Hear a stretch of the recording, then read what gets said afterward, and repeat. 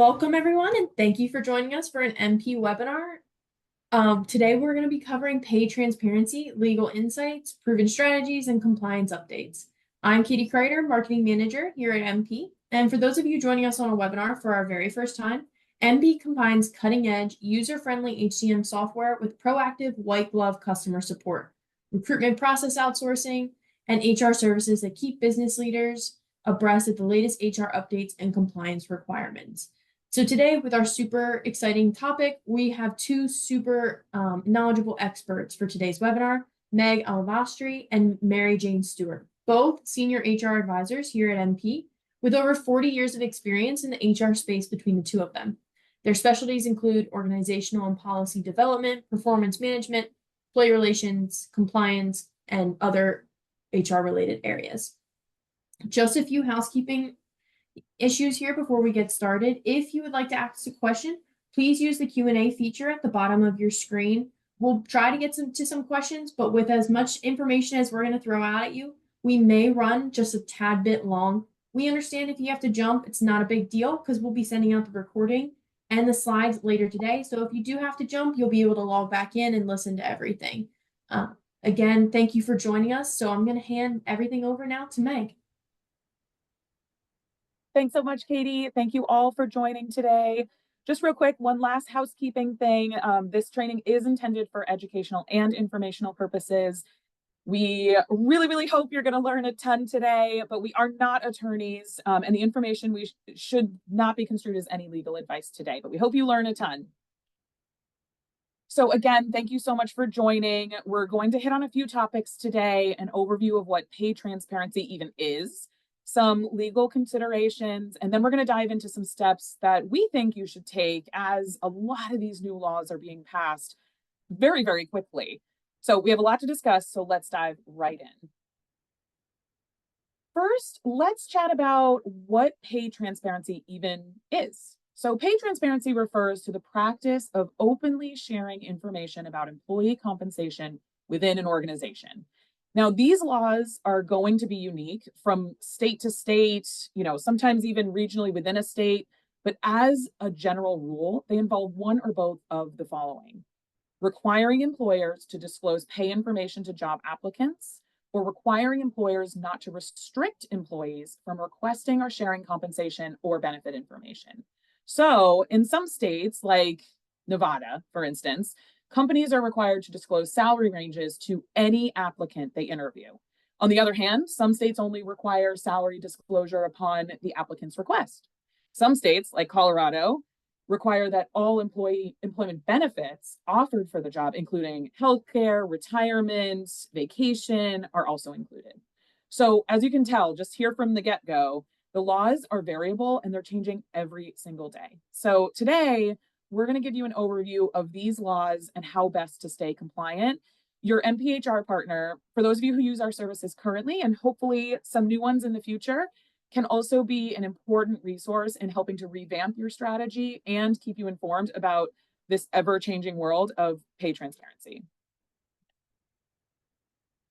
So instead of diving right into the scary requirements and challenges, I really wanted to kick things off by discussing the benefits of pay transparency. There's a ton of them. There's increased engagement and retention. It promotes fair wage practices. It improves performance. All things we want to see as leaders, right? So to start, I want to talk about retention and attraction. This has been such a significant issue for all companies, spanning over all industries, especially in these last few years. I know that when I was working in-house, I would have tried anything to improve both of these things. So when employers communicate how pay is determined or why it's competitive to the market, how you can progress in your pay, PayScale noted in its report that improving pay-pair perception can reduce intent to leave by 30%. Transparent pay practices can also help attract and retain employees. So prospective candidates are more likely to be interested in organizations that prioritize fair pay practices. Current employees are also less likely to seek opportunities elsewhere if they perceive that there's fairness in your pay decisions. A SHRM study found that 70% of organizations that list pay ranges on job postings say that doing so has led to more people applying to their postings. Pay transparency can also influence applicant behavior. In that same SHRM study, 82% of US workers are more likely to consider applying to a job if the pay range was listed in the job posting. So overall, that's a huge benefit in providing this upfront. Recruitment has been extremely difficult the last few years. So really anything that we can do to help attract those candidates is super beneficial. Administratively, it's also one less question you need to focus on in the interview with your applicant because it's already done. In addition, transparency in pay can also build trust between employers and employees. So when employees have a clear understanding of how their pay is determined and they believe the process is fair, they're much more likely to feel valued and engaged. So this in turn can really boost morale and productivity, overall job satisfaction. On the flip side, in the absence of pay transparency, employees can engage in speculation and rumors can start about pay disparity. This can then lead to a toxic work environment, decreased morale. Transparency really helps dispel rumors and fosters a much more positive workplace culture. From that same SHRM study that I mentioned earlier, 73% of US workers said that they're more likely to trust organizations that provide pay ranges and job postings than ones that do not. While we're all aware that the interview starts from the moment that person views your job ad, now it's much more important than ever. Transparent pay practices often require better communication between managers and employees. So, in turn, this can foster much more open and honest conversations about lots of different things: performance, expectations, career growth, which then in turn leads to improved engagement and development opportunities for your staff. So, in a transparent company, employees know exactly why they are paid what they are paid. This also means that they know how they can then move up. How do you grow? How do you develop and then increase in that pay scale? So they're likely to put in extra effort to produce higher quality work, improve their metrics, and learn new skills. In addition, transparency also provides employees with a clear understanding of how their compensation is determined. This understanding, like I mentioned before, can reduce feelings of confusion or frustration about pay and lead to more informed decisions about salary and performance. Pay transparency can make it easier on leaders to avoid discriminatory pay practices, which has gotten a lot of press and publicity in the last few years. You don't mean to do it, right? But with unconscious bias at play, it can definitely happen. And years later, us, even as MPHR partners, we're doing audits with our clients. And you have no idea how you got there. And we end up in these kind of pay equity audits, and we're looking at how we even got there, and we don't know. So when pay information is visible to employees, there's a greater accountability to ensure that pay decisions are truly, truly based on merit and not factors like gender, race, and other biases. So those are all the really great things about why we want to implement pay transparency and some of the benefits. So obviously, everything does come with its own set of challenges. So I thought I'd share just a quick highlight of some of the things we're going to be up against when implementing these changes. Now, we won't have all the solutions here for you today, but your MPHR partner is very knowledgeable in these issues and has experience with these. So absolutely reach out to them with any specific questions or concerns. The first being privacy. Sharing individual compensation information is going to raise privacy concerns among employees. So making sure you're balancing transparency with individual privacy rights is a challenge that organizations are going to have to address. Salary compression. Transparent pay practices could potentially lead to salary compression, where employees in similar roles expect equal compensation, regardless of their experience or performance. So balancing internal equity and external competitiveness is going to need to be a focus as we move forward in new pay transparency laws. Cultural resistance. This is absolutely a huge one right now. So implementing these pay transparency initiatives may face resistance from managers and employees who are accustomed to being more secretive or, traditional in pay practices. So overcoming that resistance and those cultural barriers is going to require a very, very effective change management and lots of communication. Misinterpretation and discontent. So these pay practices can potentially lead to misinterpretation or discontent if an employee perceives that their compensation is unfair. Even if you've done everything right, the process is equitable, it still may get there. So addressing employee concerns and making sure you're providing super clear expectations becomes crucial in maintaining trust as you move forward with these new initiatives.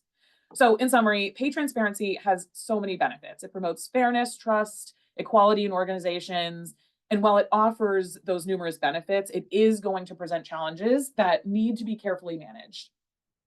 Organizations are increasingly recognizing the importance of pay transparency, especially as these new laws are becoming real very, very quickly in addressing pay disparities and meeting employee expectation.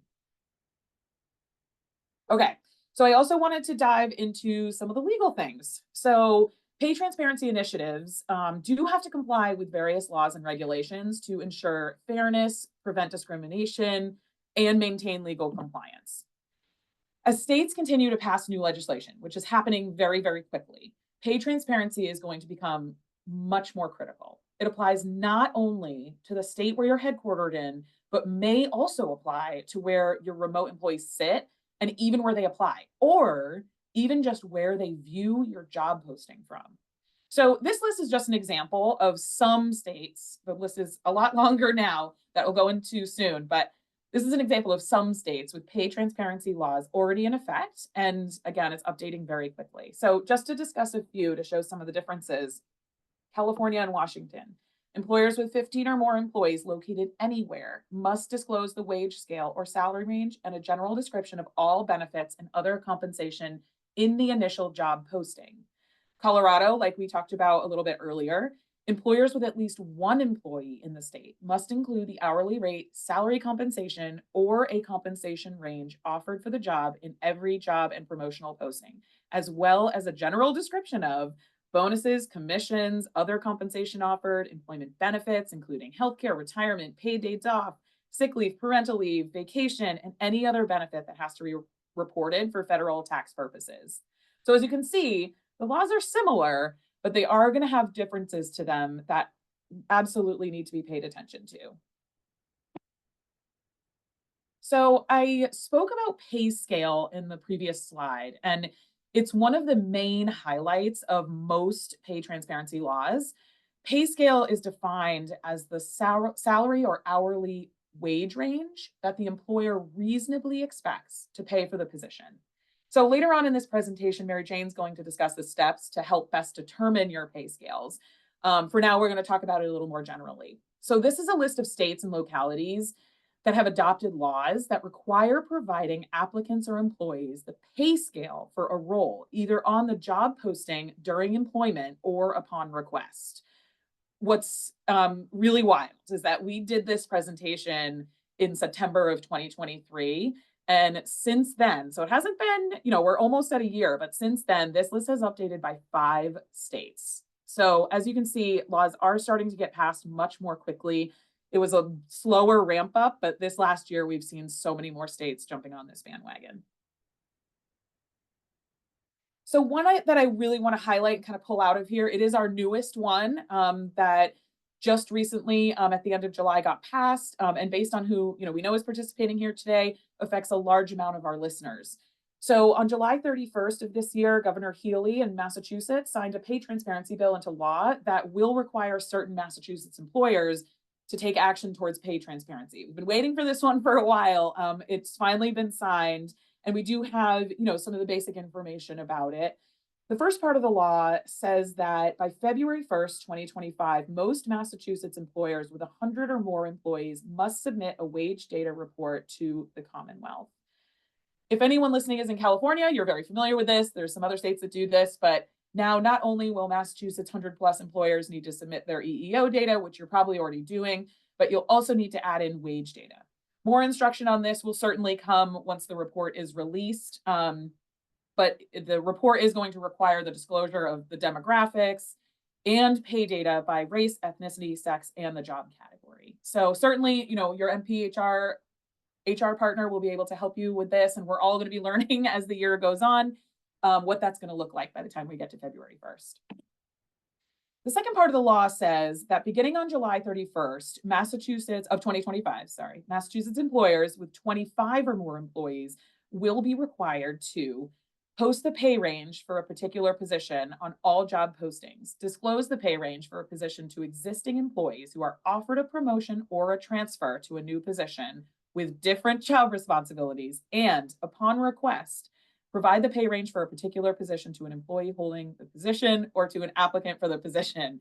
So there's a lot that goes into these laws when they come out. There's a lot that we are going to need to learn as it develops, as we get closer to these deadlines.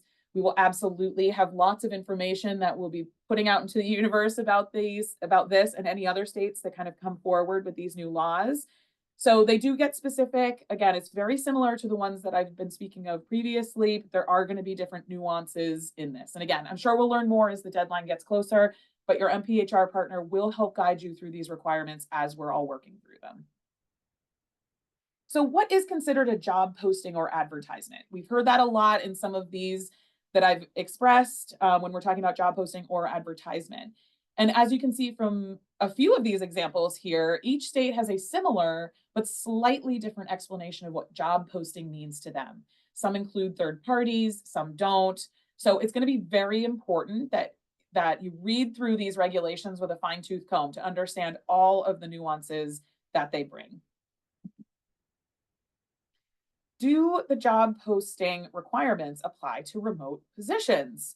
When recruiting for remote positions, I find this one very, very interesting. So when recruiting for remote positions available to out-of-state applicants, which we're all very familiar with, especially over these last few years, we will also need to comply with all states where your posting is listed, because some states, like Colorado, require remote positions to include salary information. An employer would need to include the salary range in the event that it receives applications from this state. So if you put a nationwide job posting out into the interwebs, you would need to abide by pay transparency laws in the event that someone from Colorado is reading this and feels that they can apply. It's a really interesting nuance to this. So the bottom line is that HR best practice when it comes to this with job posting on kind of just an open-ended posting remotely throughout the country, HR best practice is to disclose salary ranges in all remote job postings, unless you have very specific location requirements in a state that does not have those pay transparency laws.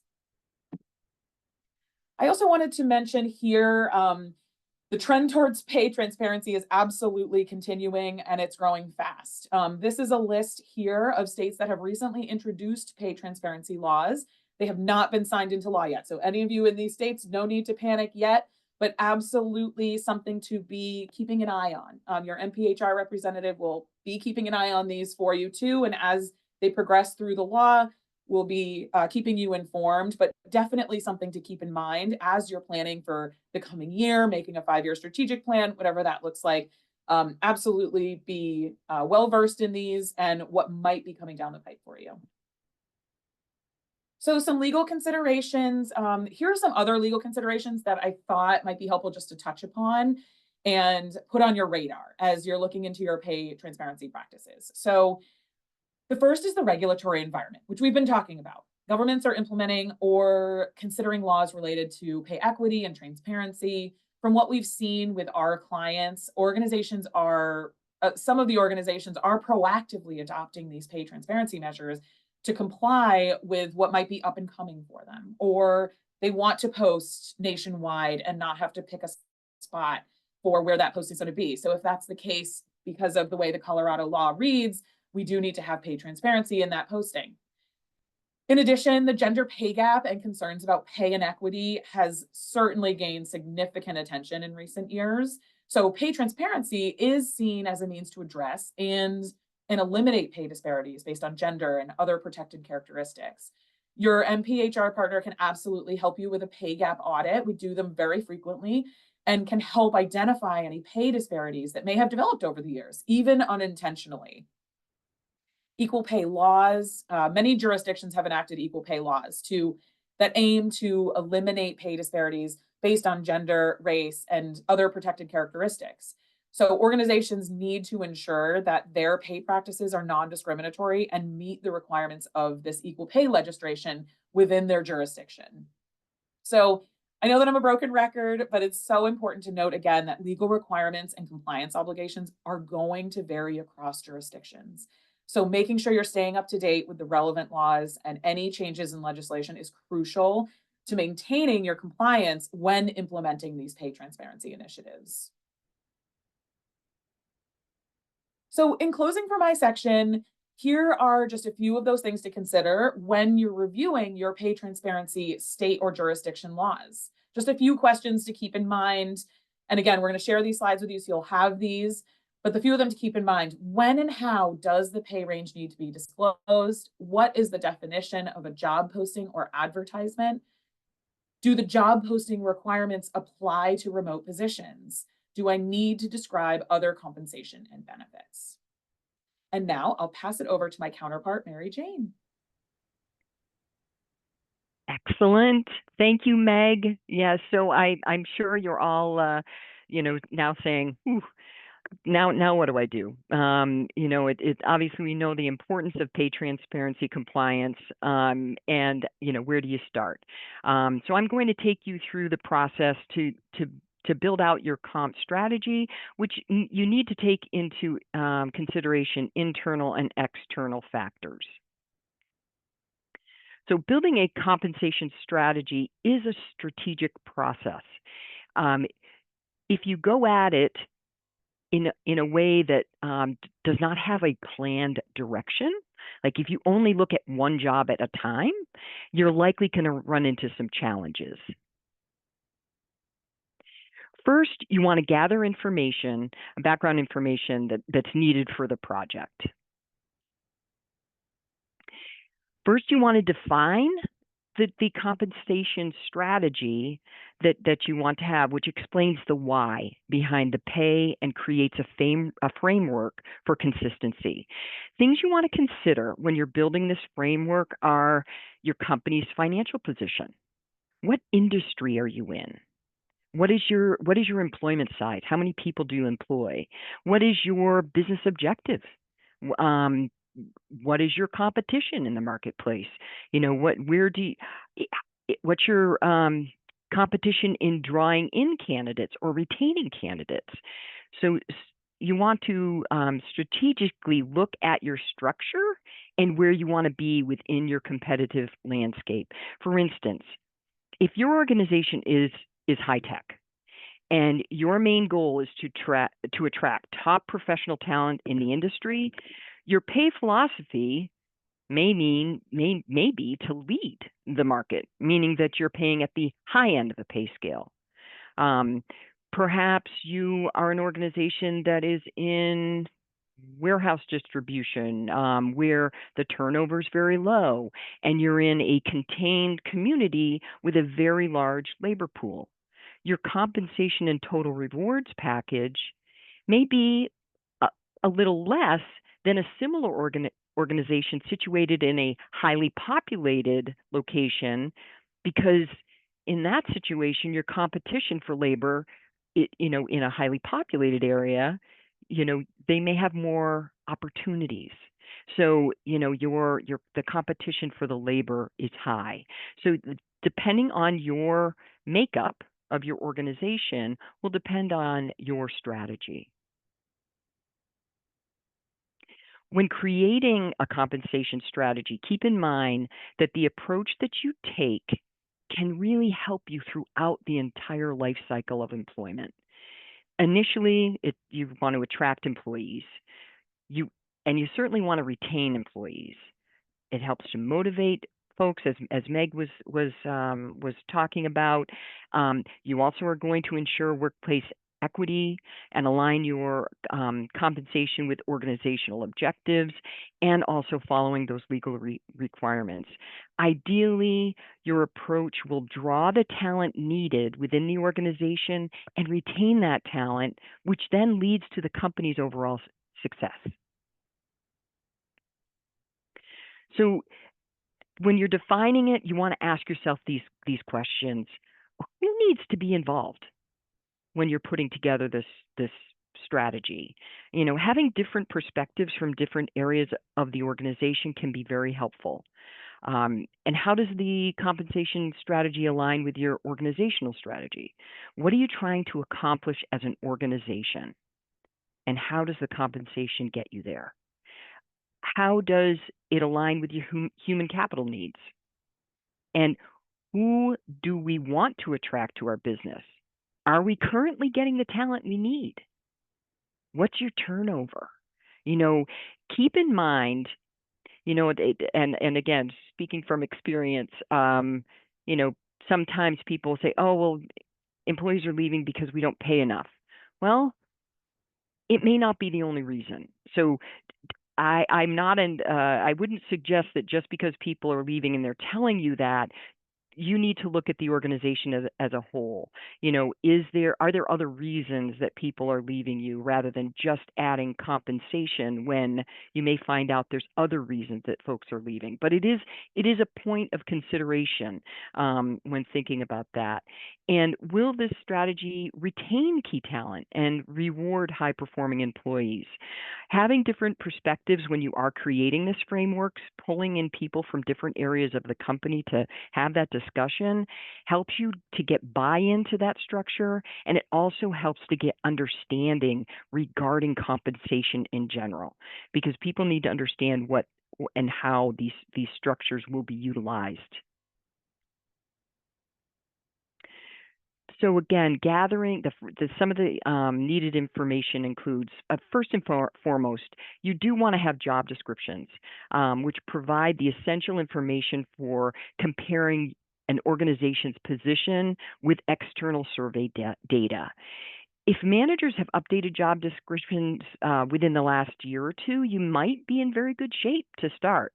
But if managers haven't updated their job descriptions in several years, or there are no job descriptions at all, the updates should occur first to ensure an accurate market comparison.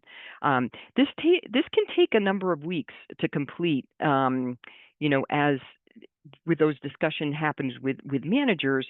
And in some cases, you may be talking with the incumbents of the job. But remember that, just as you'll hear this from many HR people, that the job description is the backbone to HR. It really serves throughout the whole life cycle of employment. So it is important to have those and have them up to date. So you want to examine the organizational's formal and informal compensation history, which will reveal what has worked for you in the past and should be maintained in a new system, or what should be avoided. For instance, if you have turnover in a current role more often than in others, and you've only looked at the comp for that particular role recently, as Meg mentioned, you may find you have some compression, or you may have inequities within the incumbents in that role, because you might be offering a compensation now that's at a higher rate than someone that's been with you for a very long time. So again, you want to be mindful of those things. And salary surveys provide the external data necessary to create the pay structures. But looking at your current employee census information can help you to see where you are directionally now, and if there are gaps or inequities with your current staff. And those of you that do have HR services with MP, your HR partner can help you with this and pulling information also from iSolved. Organizations with several work locations will want to consider the impact of geography also on compensation when determining pay structure.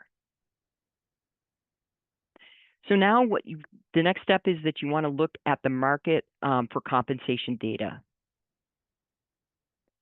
So compensation can vary definitely by location, industry, revenue of the organization, and company size. For instance, you could have a CFO of a 50-employee company with a revenue of $1 million in Georgia, which will likely command a different salary than a CFO of a 1,000-employee company with 100 million in revenue in New York City. The scope and level of responsibilities can be different when companies are larger, and the revenue of the company can also play a part in determining the compensation.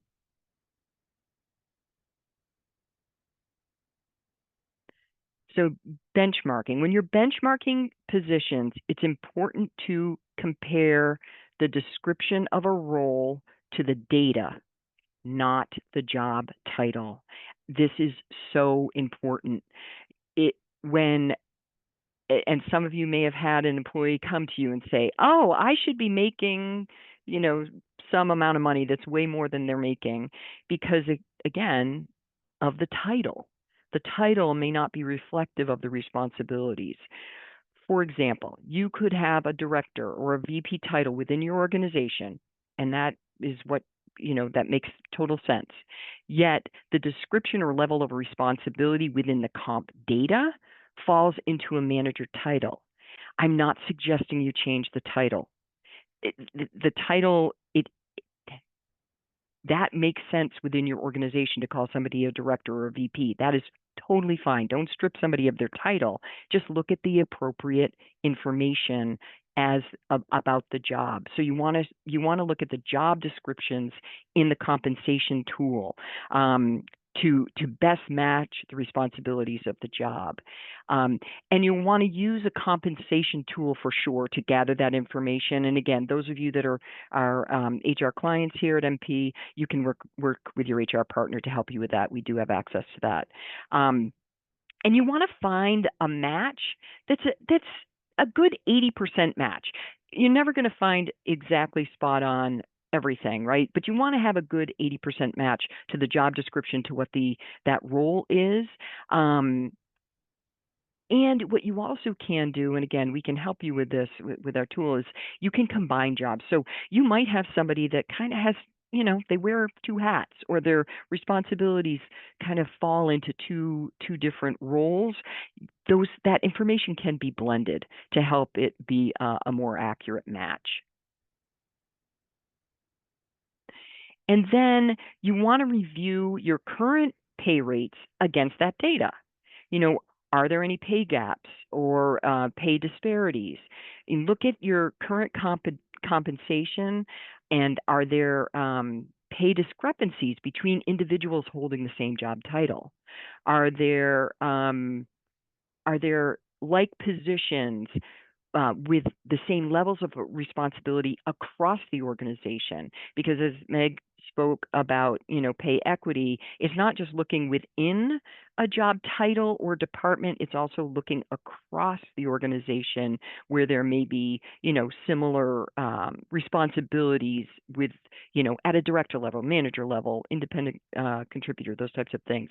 If there is a gap, it's important to analyze why those gaps are there. If seniority, experience, or geography are not in play, you may have some pay equity issues. Now let's look at developing a pay structure. So as Meg pointed out, many, many states require that ranges are on postings or for employees if they ask. Once established, having the pay range will be very helpful within the organization. Again, reiterating, things that Meg had touched upon.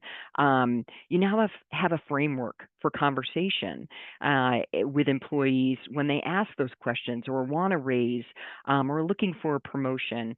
Addressing those questions about skill and qualification to move up to the next level are so important, and help to build that trajectory for that employee within the organization. And if an employee is saying they're just looking for more compensation, and they've reached, say, the top of their range, it's an opportunity to encourage them to learn something new or to move to that next level. And some may not want to put that effort in to move up, but at least you're having those conversations of why and how that structure is established. And the pay range will have a mid and a max and a midpoint. Often employers consider their midpoint of the salary range to be somewhere between the 25th and 75th percentile.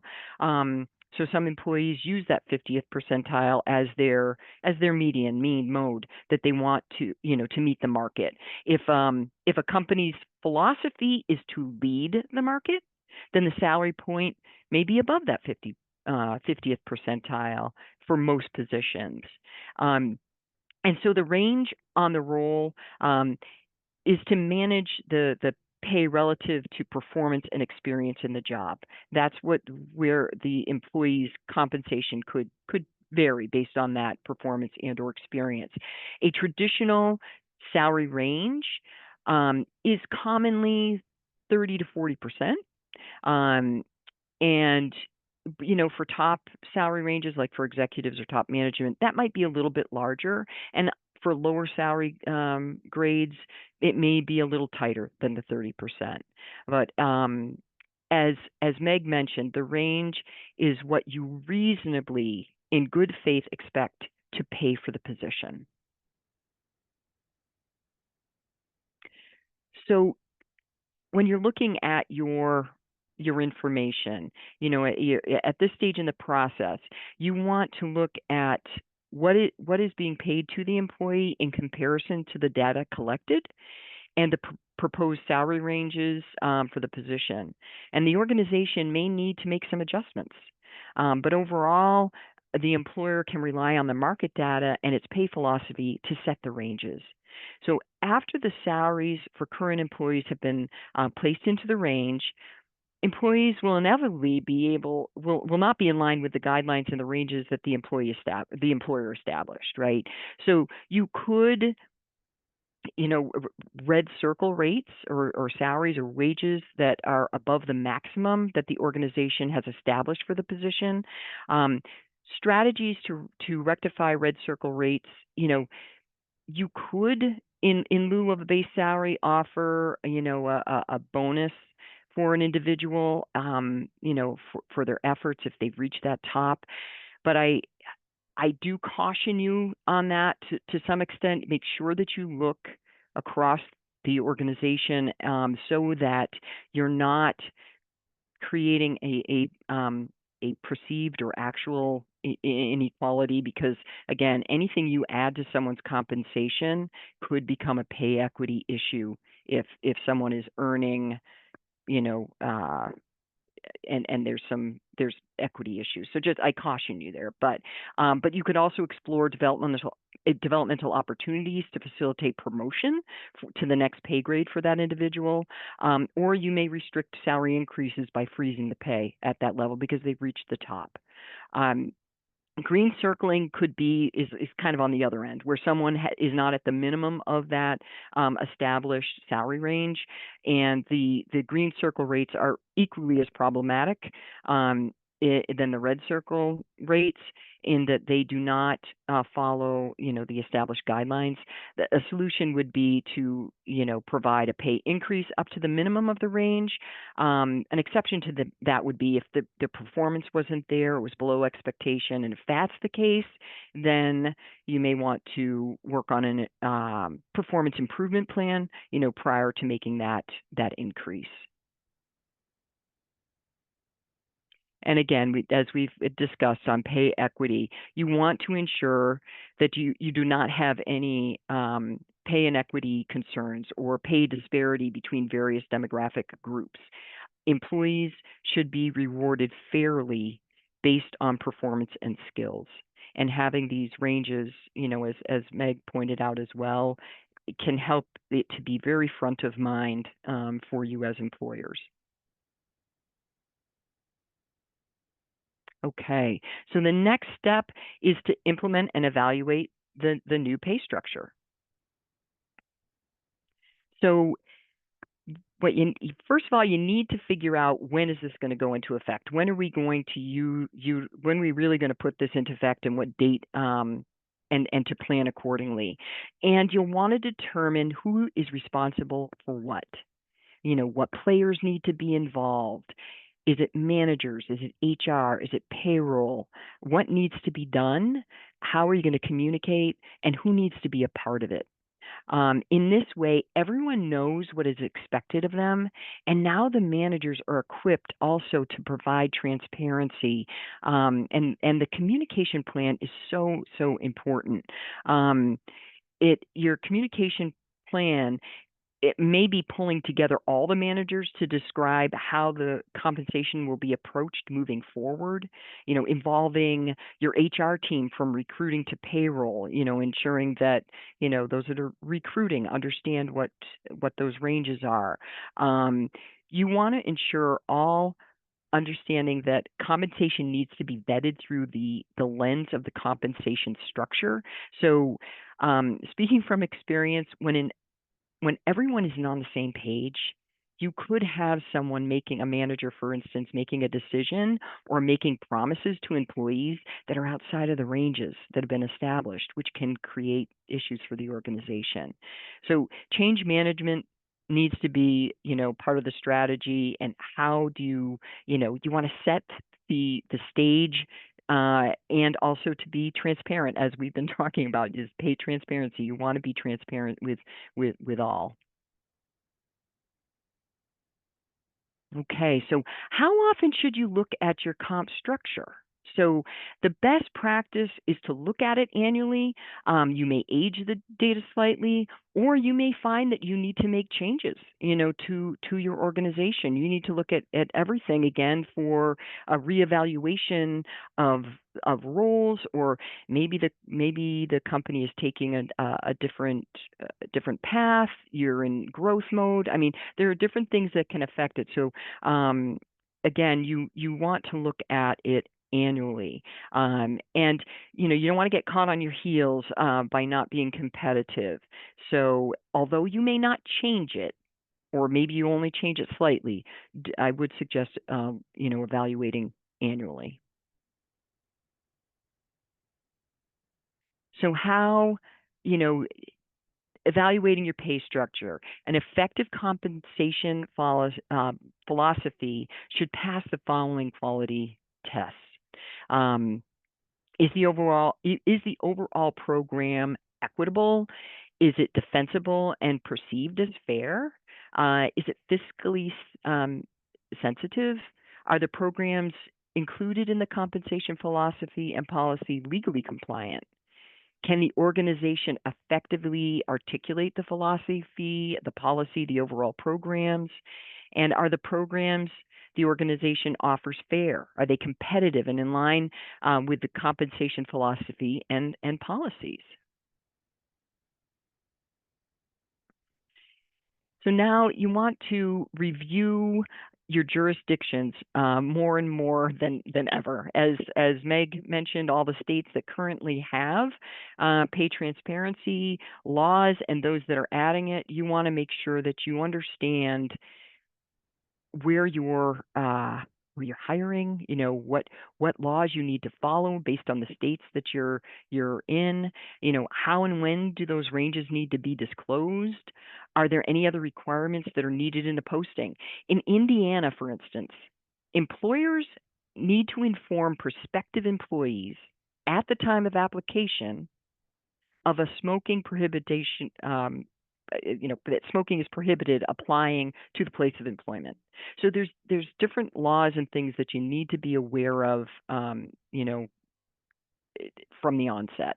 And as Meg covered, what is the definition of a job posting? And what about remote positions? So you need to take all those things into consideration. So tips and tricks. All right. So many of you may be a multi-state employer. You need to pay attention. Employers with location in multi-states should stay up to date on new and pending legislation. Additionally, be mindful of the differences between the laws. What you have to disclose, at what time in the hiring process do you have to disclose it? Consider whether you should implement state specific practices to comply, or create a nationwide policy to comply with the most restrictive laws. Again, that may be something that you want to do. And don't try to dodge the law, even though all states do not have transparency law. Avoiding the places that do likely isn't the answer. For example, as Meg had mentioned, a number of companies have, that maybe they don't want to hire in Colorado because of all those restrictions, but, it, in order, it has sparked an uproar and eventually leading to a development of a public database called Colorado Excluded that exposes companies that do that. So be mindful of that. Also, more and more applicants are looking for information. As Meg stated, some of the SHRM data, and we've heard from clients as well that applicants have conveyed that they weren't going to apply, or they almost didn't apply because there wasn't compensation on the ad. So again, applicants are looking for that. And employers should train, obviously, their HR staff and their managers and those who are interviewing applicants to make sure that they are aware of and complying with these laws, particularly in jurisdictions where employers are only required to disclose pay on an applicant's request. But you want to prepare the managers, for what questions could arise. Thinking about the impact of the law will have on your culture in relation to transparency, change management, and communication readiness is so key. Employees know how salary ranges are set and how their compensation is determined can be helpful. Employees who quickly note how their salaries compare to what's advertised will be asking questions. And managers should be ready to help employees interpret and discuss the ranges that are shared, and be prepared to explain why employees are positioned where they are in the range. Frame employee-specific compensation discussion with your foundational job and pay structures. Along with the rise of pay transparency laws, employers may see an increase in discrimination litigation based on inequitable pay. So employers should be proactive and consider implementing routine audits to their pay practices and compensation structures to identify those potential areas of inequity and to work to rectify them. You certainly don't want to discover them for the first time in a lawsuit. So now let's talk about some frequently asked questions. Awesome. Thanks so much, Mary Jane. I'll ask you the first question. Okay. So can I have a broad national range that encompasses different geographic differentials? For a physical location, probably not. The requirement is that you post the range that you would reasonably expect to pay for the position. So you need to post that reasonable range. However, let's say you're posting for a remote position and you aren't sure where it's going to be, where the work is going to be performed, because it could reasonably be performed anywhere in the country. You may have a bit more wiggle room there, but if you have pay differentials based on geography, you may want to consider adding that to the posting or the advertisement as a disclaimer. I've certainly seen that more recently, just in Mhm. looking at different postings from clients, things like that. They'll have, a section that said, if you're located in Colorado, if you're located in California, if you're located in New York City, for people that are doing these national Absolutely. postings. Absolutely. Okay. So, Meg, can I offer a salary above or below the posted range? So keep in mind that these pay ranges, we've said this so much because it actually is the definition, but that these pay ranges are established in good faith based upon what you reasonably believe you might pay.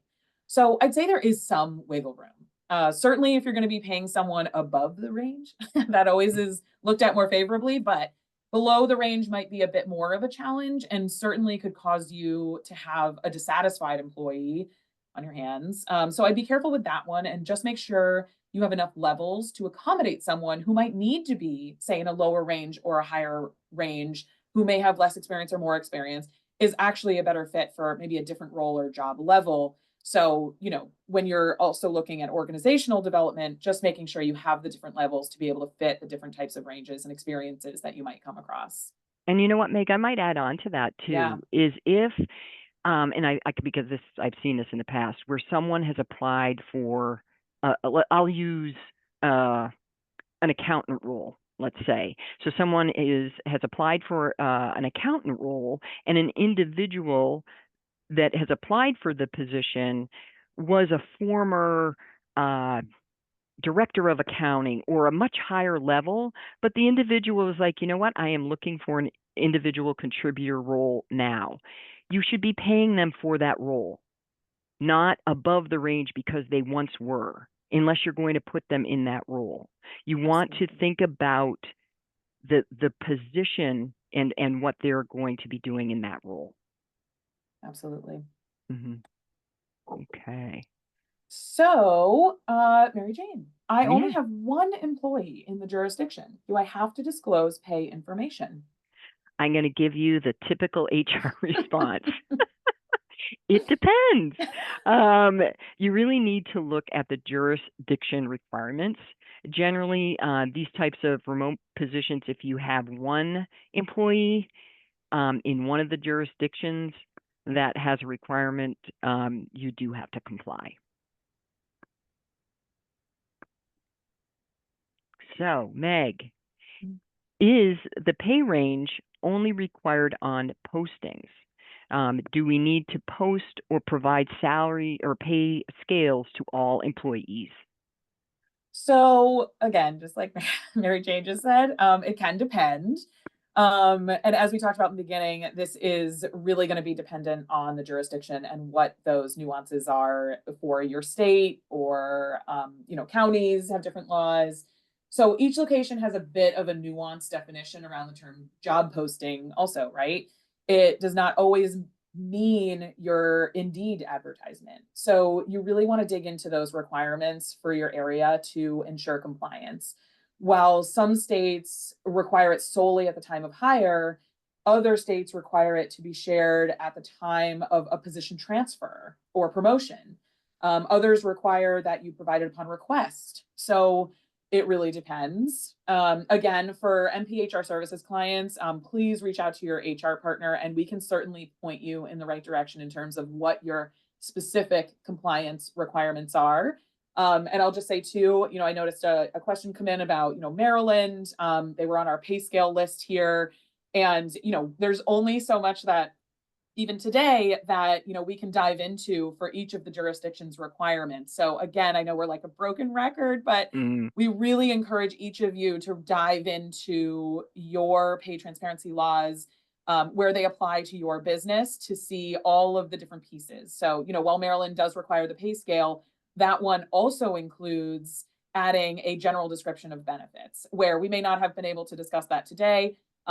They do require the pay scale, but in addition, they do also require a general description of the benefits, just like some of the other states do, whereas some may not. So again, for those of you who are in MPHR services, please reach out to us, and we're happy to walk you through all of the individual requirements. For those that are not, absolutely reach out to us. We would love to help you in any way that we can. And now we'll turn it back over to Katie, I think. Yeah, thank you both so much. We really appreciate all of your time. To learn more about MPHR services, visit our website at mp-hr.com. But be sure to join us next month on our upcoming webinar, Mastering Workforce Planning, Navigate Salary Thresholds, Exemptions, and Overtime Rules.